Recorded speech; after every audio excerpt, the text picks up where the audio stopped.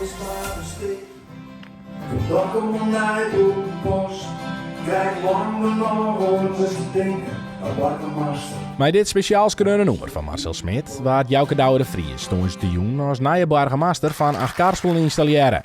Zijn bier helpt mij God allemaal. De Vries had ook voor dan dadelijks een oproep. Kom maar mij eens een keer een slag door het dorp maken, een mooi soort dorpskuier. Om gewoon te weten van wat er libbert, wat er speelt. Dus die verbinding te lezen. En ik denk dat dat helpt om uiteindelijk aanstaan die goede burgemeester te wijzen en die adviezen te gaan die het misschien vregen worden vanuit een RIE en vanuit een college. Achtkarspelen is weer een zelfstandige gemeente en daar zocht wethouder Harjan Bruining voor de nieuwe burgemeester mooie kansen. Er sprankelt een nieuwe energieorganisatie. Iedereen zit weer bij een ander, men treft een ander weer. Dus dat geldt wel een mooie positieve sfeer en daar kan hij een prachtige rol in spelen.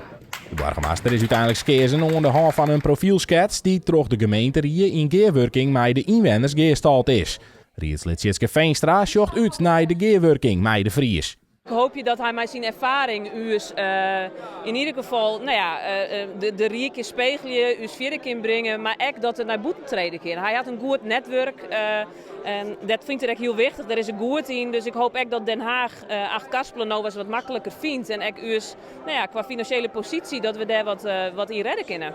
Arno Brak, de commissaris van de Koning, die zei nog ontwethouder. Kun je dat kwart eens omschrijven wat dat eigenlijk inhoudt? Ik vind er al wat van, maar ik ken er net meer over. En dat ontwethouder houdt in dat je dan extra nou en dan even op je handen zit. Zo had dat letterlijk zijn. En dat ga ik heel goed tussen de heren knopen.